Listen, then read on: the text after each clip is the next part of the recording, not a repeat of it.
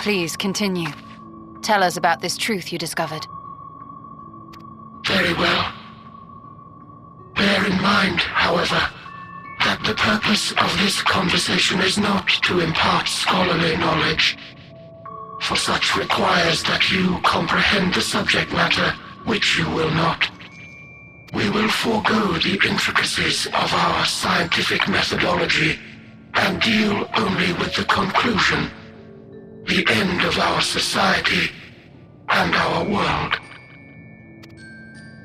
We acknowledge, with regret, that your star is in the midst of the same panic-induced cataclysm that befell Deneb 3. As such, in order to avoid causing undue distress, we will refrain from explicitly stating how much time you have remaining. You are entirely too kind. I pray you recount your tale as you see fit.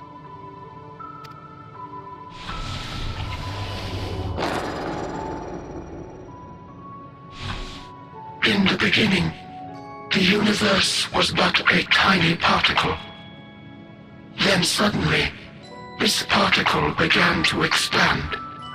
Having remained entirely in the bounds of your star, the phenomenon may be difficult for your kind to grasp. But this expansion has since continued unabated. Speculating that the universe could not grow indefinitely, we sought to learn what might occur, and made a worrying discovery. The stars will continue to spread apart, as will their finite thermal energies. Eventually, all heavenly bodies will grow cold and freeze. No new stars will be born, and the universe will enter into an eternal ice age.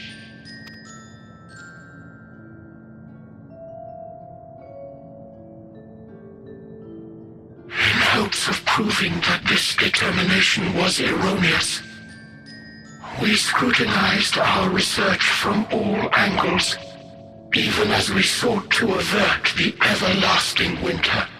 The endeavor proved fruitless. So infamously so, in fact, that it became synonymous with vain effort. The universe as we know it would end, and there is no way to prevent it. Beneath the weight of this knowledge, our society stagnated. Though we had time still, it was a cold comfort. Why strive for anything when desolation is assured? When our wealth of wisdom, accumulated since the dawning of our kind, would be forever lost. No civilization would rise from our ashes. No scholar recover our knowledge. In silence unbroken, naught would stir. Intellect was once our pride. Overnight, it became our shame. Our works, monuments to futility. Immortality, our greatest invention, became a source of suffering. Rather than suffer on, many chose to unmake themselves by means of etheric exsanguinators.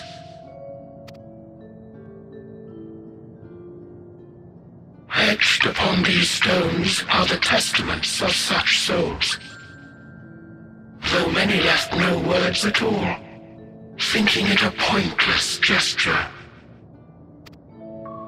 Once we have obtained vessels of flesh, we likewise intend to vanish. If you understand this, understand aught of our tale, you will abandon your quest for knowledge. Ignorance truly is bliss. If you would cling to your illusory happiness, remain primitive and pure, It is the only way.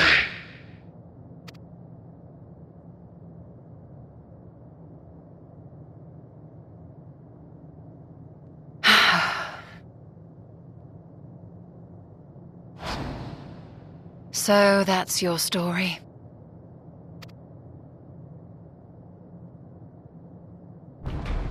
While I appreciate your advice, I will not heed it. Convinced though you may be of this truth, it is yours and not mine. Indeed, truth, I have ever believed, is in the eye of the beholder. Are you suggesting that we have reached a faulty conclusion? That our science failed us? Hardly. As you yourself said, the subject matter is beyond my comprehension. And that, I accept, is true. I do not possess the knowledge to prove or disprove your conclusion. In my mortal years, I doubt I could even approach the wisdom of the Aya. But of one thing am I absolutely certain. I would not be happier in ignorance. Y'shtola, no! You mustn't!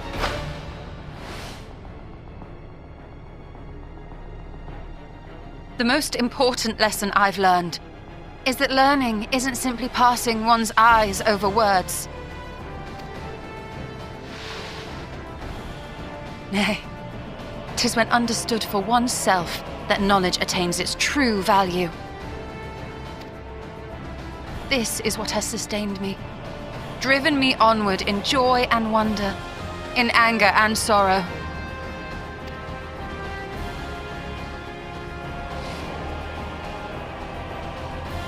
The universe may end, and all may be for naught, but I will live as I always have. I will always seek out new knowledge, and no conclusion of yours, no matter how grim, can dampen my desire.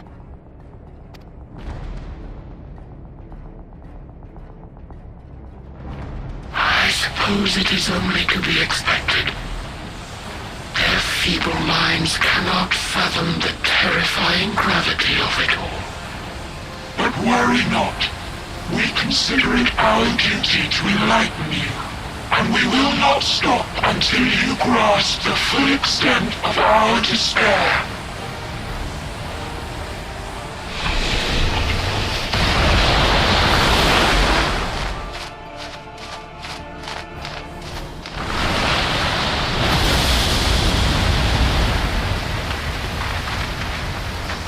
Keep calm and listen well.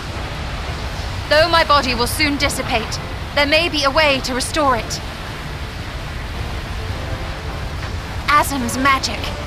So long as our souls remain, you can use it to summon us back.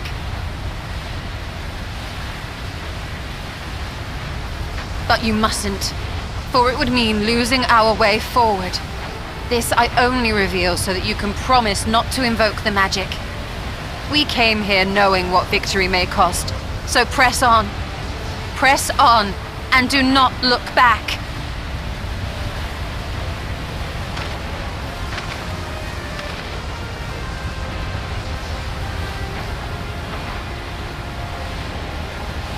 I shall join thee. As subterfuge is not required, thou shalt not suffer for mine absence. Urianger. My resolve hath never been as strong as thine. Full oft have I wavered in my decisions, and afterwards been stricken with regret. In spite of this, I may still stand with my comrades, supporting them as they attempt the greatest of feats. This truth I have learned in the course of our journey. And many though my shortcomings may be, I may also claim to excel in prophecies. My studies, into which have granted me the flexibility of mind needed to bend this malleable reality.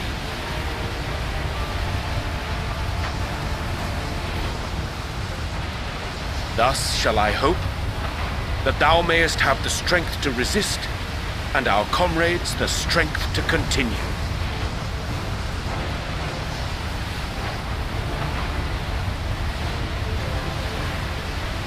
With you to urge us on, how could we possibly fail?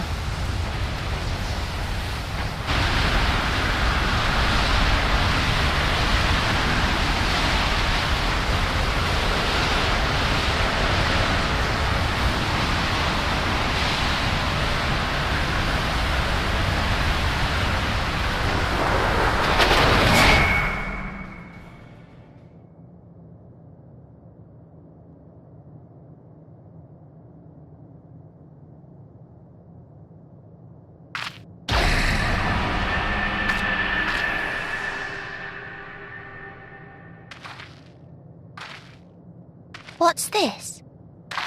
An extinguished civilization. Rekindled.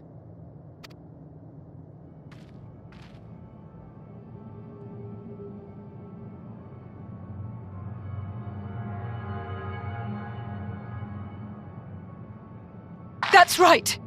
Our quest doesn't end here. We'll press on, and we will find you!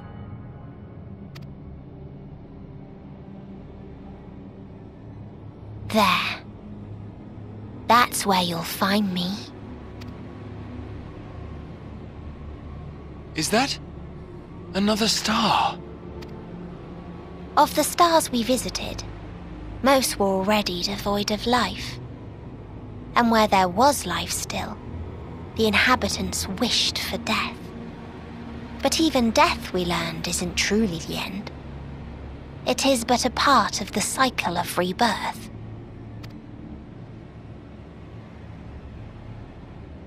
Souls return to the star, or in its absence, a larger flow. And eventually they are reborn, alive again, to know suffering anew. True salvation lies not in dying. It lies in not being born. This is the gift I would give to you. To all life on beautiful Etheirys. To that end, we created an egg wherein life cannot quicken. That dead sun. Attain it if you can, before your friends' emotions fade away, along with their protection.